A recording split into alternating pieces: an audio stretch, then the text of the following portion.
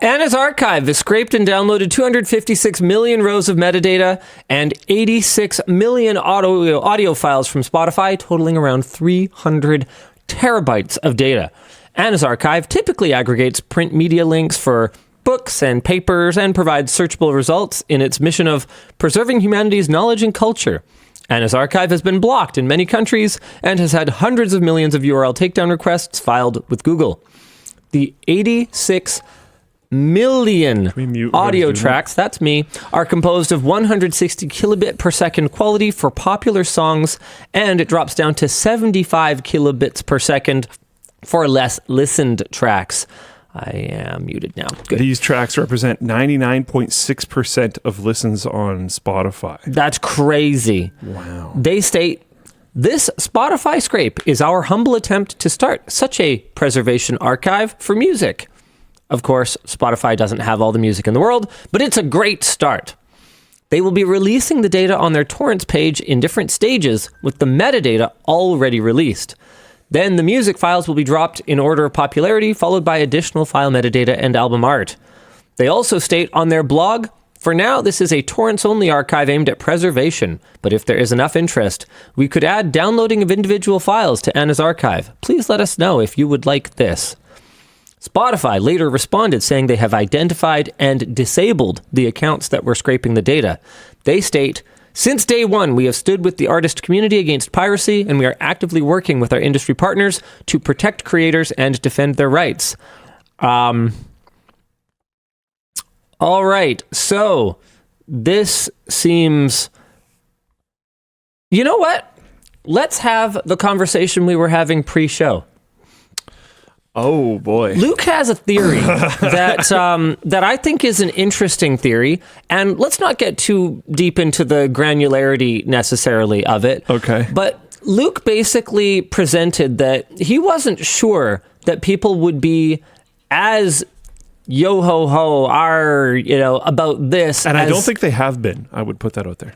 As they necessarily have been about other things. And I just want to do like kind of a vibe check with the community. Basically, I'll lay out sort of the bones of Luke's theory, and then we can shiver me them timbers, bury them 6 feet under, or we can keep talking about it. But basically what he said was like, there seems to be a sliding scale of acceptance. Like a pecking order of what's very okay to pirate versus what's not very okay to pirate. TV shows seem to be very okay to pirate among sort of like, the internet community. Sure. Books seem to be surprisingly utterly okay. Thoughtlessly no one cares. Pirated with no cares given. Websites with paywalls seem to get treated as just like that was just an obstacle that was in the way of my God-given right to view the website. So they seem to be like on the highest level of acceptance for that. But then audio and this is a funny thing because in the early torrenting days, when we called it Napster, audio was like most of it. Audio Music was most of it. Yeah, and that was mostly because just the internet wasn't really fast enough to meaningfully pirate movies and TV shows. And also streaming sites didn't really exist. Encoding technology wasn't as awesome. Like you couldn't get great quality at an amount of bandwidth that was reasonable for you to actually download. Like it just video media just wasn't really feasible at that time. But like, what are your guys' take on this? Oh, right. So where I was going with that was, but audio ever since, realistically, ever since the all-you-can-eat subscription model came to music, I would say that music piracy, while maybe it's not deemed more acceptable than before, it's certainly fallen out of vogue. Yeah. And I will say that to counter my theory being more correct, I suspect one of the reasons why there hasn't been as big of a explosion about this Anna's Archive music thing as maybe there could have been is because a lot of people are subscribed to something, YouTube Premium, which gives them YouTube Music, or Spotify, or I don't know, I'm assuming there's an Apple thing, or Tidal or whatever. So they already have a subscription service that has practically everything. So they just don't really like care that this archive is out there as much. Lion Cat also brings up trying to buy TV shows and movies is really hard in digital formats that I don't have restrictions on, whereas buying music with zero DRM is easy and fairly cheap. So that sort of... Is it? I believe so. I mean, I have MP3s that I bought on iTunes like 15 years ago that I could totally just copy. Is that still a thing? Because that's the only way that I don't know. Of. I know of a couple artists that I've wanted to directly support, so I've literally just like bought their thing. And like, I don't even know if it ever showed up. It was like never the point. Right. But in a lot of cases, if you're not an iTunes person, Bandcamp, is that? They still exist? They do. Surav has an interesting take here, and to be clear, I'm not backing any of these comments from Floatplane chat that I'm reading. I'm just kind of reading them out because they're different from each other. Surav says AI companies can scrape everything in existence. I accept that everything is okay to pirate until AI companies with pirated data are gone after, essentially. That's interesting. Willing Spy says, if I cross the line, I'm going to cross the line. I won't have any reservations. So, okay. That's interesting. It doesn't feel like Bandcamp is truly a solution in my view. I'm looking up a few different things. Dan Vibes in Floatplane chat, not to be confused with producer Dan, says, I'm a DJ. I am also subscribed to official DJ libraries, but for personal use, I use certain YouTube downloaders. So Dan Vibes draws the line between commercial use and personal use. That's an interesting line. That is, I think it's a semi-common line. Yeah, no, I can see that. Savez, I have no problem paying a certain amount of money for a single movie or TV show, but all of them want subscriptions. That drives me crazy. I watch like one movie a month.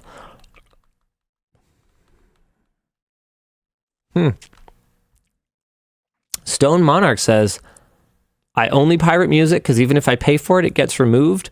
I mean, I think that's a bit of a rationalization, Stone Monarch. There's a lot of music that doesn't get removed from subscription services. I don't think there's been like a mass removing event.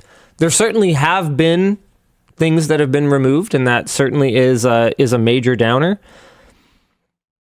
I am like actively trying to buy a digital version of a particular album, and I am not succeeding. Seriously, a Blink 182 album? I tried to make it a low-hanging fruit. That can't be that hard. A digital version? Yeah, it doesn't seem to be the easiest thing ever. Is this physical or digital?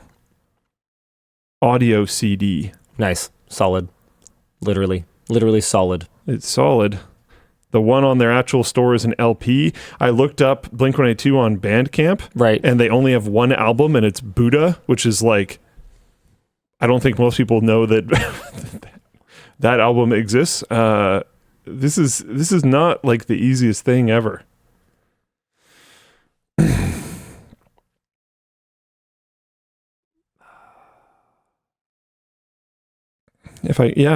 Yeah, there's a website where I can find listings for it in CD, vinyl, and cassette forms, but I can't find a digital version. People are saying a couple random websites. I'll try this one. If this website is legit, I'd really hope that it would come up in a search. This is music streaming. Yeah, okay. Download store? Okay, I'll check. So is the issue a service issue again? Oh wow, Floatplane chat is super active right now about this. Definitely a lot of opinions. Ben34 says, I feel a lot less guilty pirating something if I support the person actively on social media.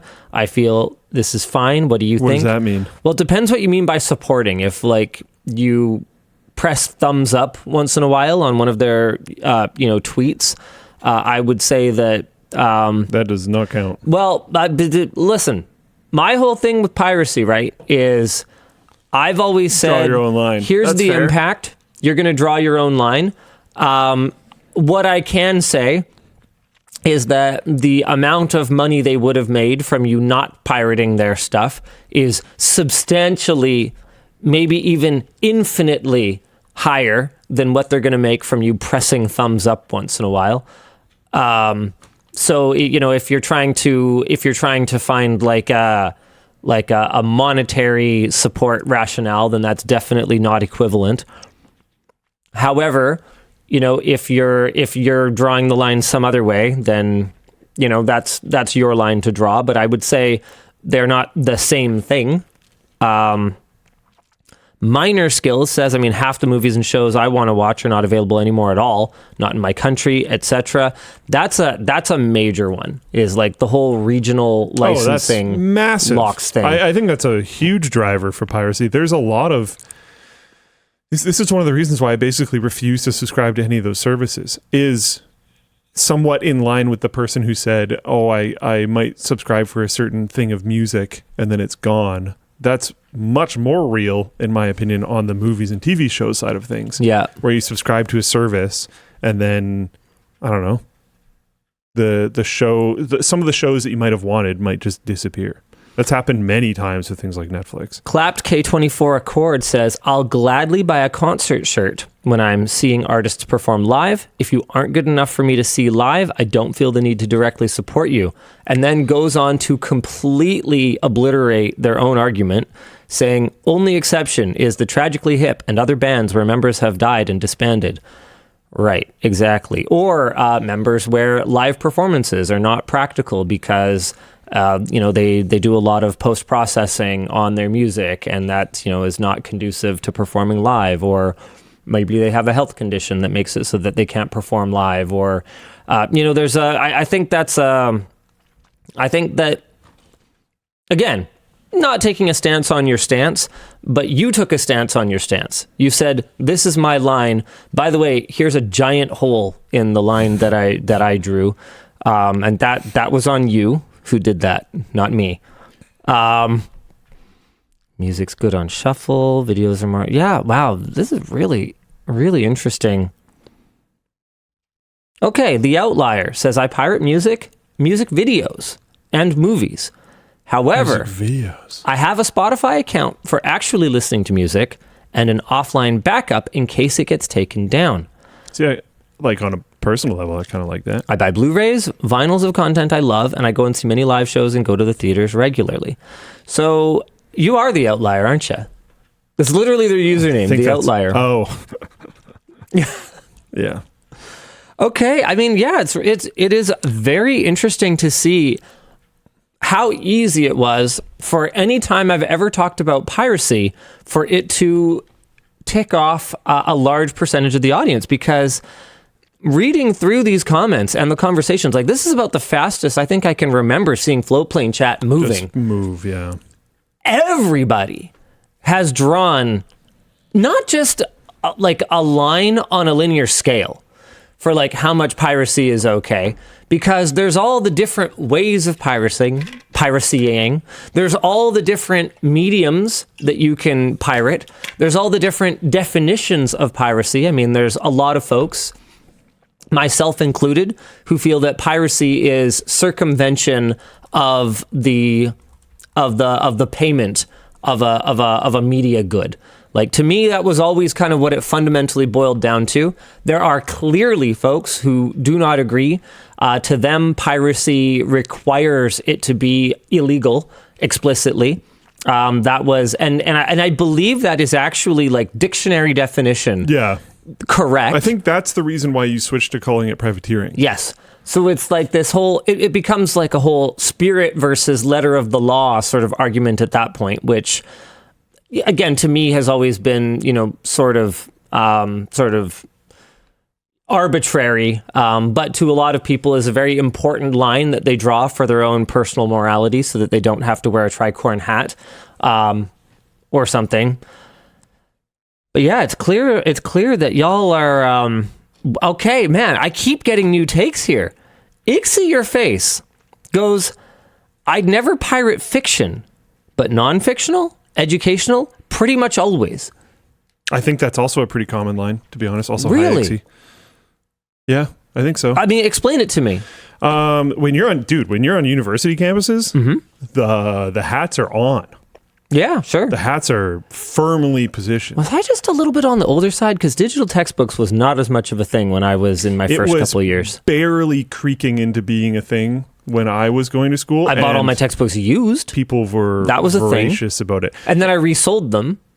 And in some cases, I definitely, honestly, do agree. There are a lot of documented counts where people are bumping revisions of books for practically nothing, where the author of the book is the teacher of the class, and then bumping revisions to make you buy new ones, and like all this. Yep. There's a lot of very obviously unfair play in the educational space, and it's still not legal for that whole line thing that we're talking about. Right. But I can definitely understand why someone's line could be placed in a position where they're like, I'm cool to pirate this.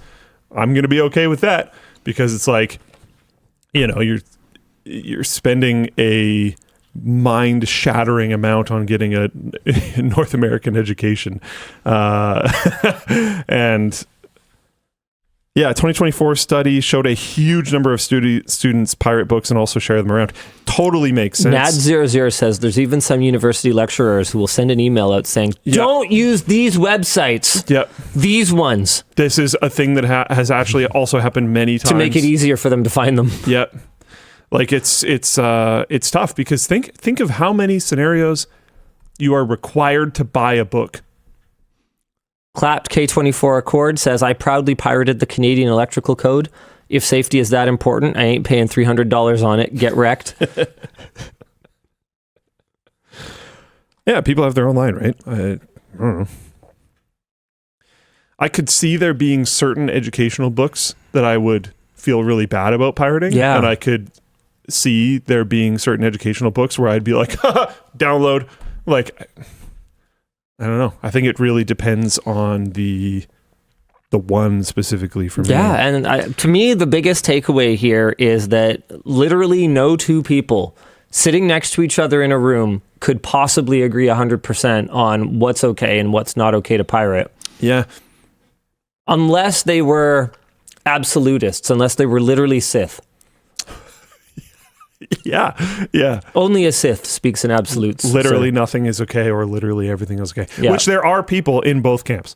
Yeah, there are people in those. Absolutely. I do wonder, there probably though. won't be as many of them in this conversation right now in this chat, but there are people. I do wonder if eventually you could poke a hole in most of those people's belief system, though, simply by bringing it back around to something that they work on. Because it's amazing how quickly you can do that, where you kind of go, okay, but what if they pirated, this thing that you create?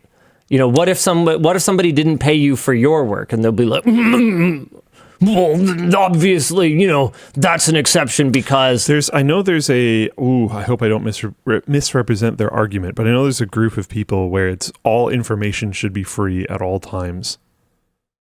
And that's their line. And they don't care if they make it or not. Make it? Yeah, if they're creating information, whatever that might be.